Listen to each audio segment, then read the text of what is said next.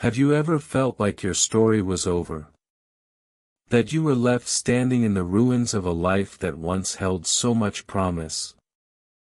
The book of Ruth opens in such a place, not with a prophecy or a miracle, but with famine, exile, and death. It's the story of three widows, stripped of their future, returning to a home that held only memories.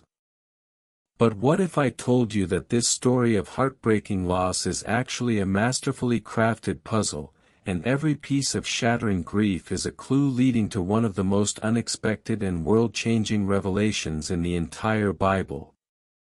This is the complete story of Ruth, an outsider, a Moabite woman, whose unwavering loyalty would not only rewrite her own destiny but would place her directly in the lineage of King David and Jesus Christ himself. Our story begins in Bethlehem, a town whose name ironically means, house of bread, during a time when there was no bread. Famine gripped the land, a silent, relentless predator. Driven by desperation, a man named Elimelech made a fateful decision. He took his wife, Naomi, and their two sons, Mahlon and Chilion, and journeyed to the foreign land of Moab. They were economic refugees, leaving the land of God's promise to seek survival among a people who worshipped false gods. In Moab, their immediate crisis was solved, but a deeper tragedy began to unfold. Elimelech died, leaving Naomi a widow in a foreign land. Her sons then married Moabite women, Orpah and Ruth. For about 10 years, a fragile sense of normalcy returned. But then, the unthinkable happened again. Both Mahlon and Chilion also died. Imagine the crushing weight of that silence. The home, once filled with the sounds of husbands and sons, was now a hollow echo chamber of grief, occupied by three widows. Naomi, now aged and bitter, had lost everything: her husband, her sons, her future. All she had left was the dust of a foreign land and the company of her two foreign daughters-in-law. The Bible paints her despair with stark honesty. She was empty. Hearing that the famine in Judah had ended, Naomi decided to return. The journey back was a walk of shame, a return to the very place she had abandoned. Orpah and Ruth started the journey with her, but at the border of her homeland, Naomi stopped. With a heart heavy with a mother's love and a realist's despair, she urged them to go back. Go, return each of you to her mother's house. May the Lord deal kindly with you, as you have dealt with the dead and with me. Orpah, weeping, kissed her mother-in-law goodbye and turned back. It was the sensible choice, the logical path back to a potential future. But Ruth clung to Naomi. This is the moment the entire story pivots. Naomi pressed her again, "See, your sister-in-law has gone back to her people and to her gods. Return after your sister-in-law." But Ruth's response was not one of logic, it was a covenant vow, one of the most powerful declarations of loyalty in all of literature. Her words transcended family duty, they were a profound statement of faith. Do not urge me to leave you or to return from following you.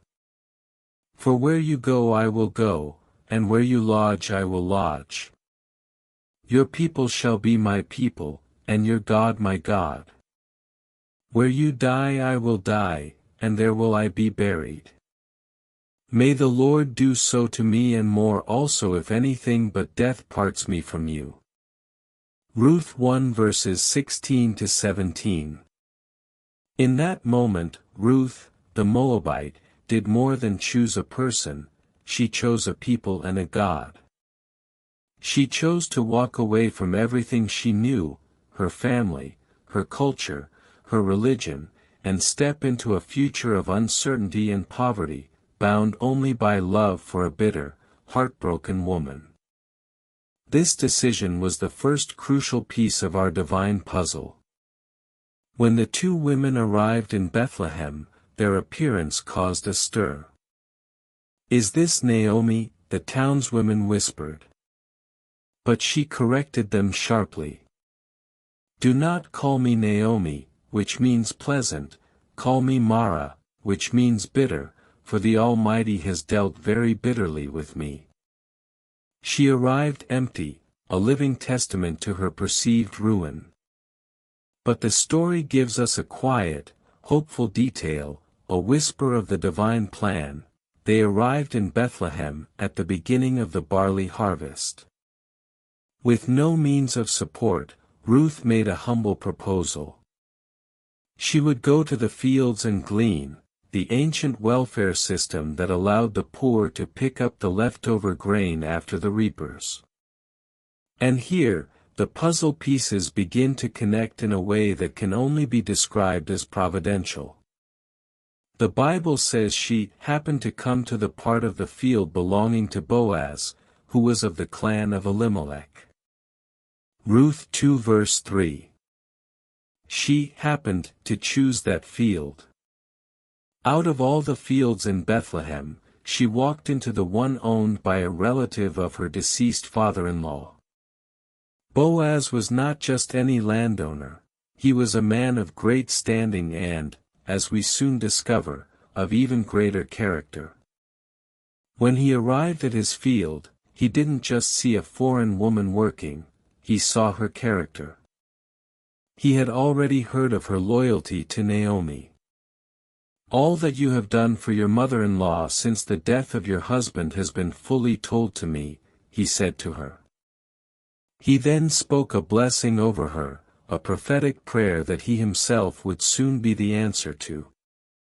"The Lord repay you for what you have done, and a full reward be given you by the Lord, the God of Israel, under whose wings you have come to take refuge." Ruth 2 verse 12. Boaz went far beyond the requirements of the law. He instructed his men not to bother her, invited her to share their meal, and even secretly ordered them to pull out stalks of barley from their bundles and leave them for her to find. He created an environment of protection, provision, and dignity for this vulnerable outsider. Ruth returned to Naomi that evening with an astonishing amount of grain, and a heart full of hope. The name Boaz was the key that unlocked the puzzle for Naomi. A spark of life returned to her eyes. This man was their Goel, their kinsman redeemer. A kinsman redeemer was a male relative who, under Israelite law, had the responsibility to rescue a family in crisis. He could redeem land that had been sold, and in certain cases, marry a childless widow to carry on the name of the deceased. Naomi, seeing the hand of God at work, devised a bold, culturally specific plan. At the end of the harvest, she instructed Ruth to go to the threshing floor where Boaz would be celebrating. "Wash and anoint yourself, and put on your best clothes," she said. This was not a preparation for seduction, but for a marriage proposal. In the dead of night, Ruth quietly approached the sleeping Boaz and uncovered his feet, a symbolic act of a servant asking for protection. When he awoke, startled, she made her plea, "I am Ruth, your servant. Spread your wings over your servant, for you are a kinsman redeemer." She used his own words, his prayer for her to find refuge under God's wings, to ask him to be the human agent of that divine refuge. Boaz was deeply moved by her honor and integrity. He understood the significance of her request. He could have been her father, yet she had chosen him, fulfilling her duty to her family line rather than seeking a younger man. There was just one obstacle: Another kinsman was more closely related and had the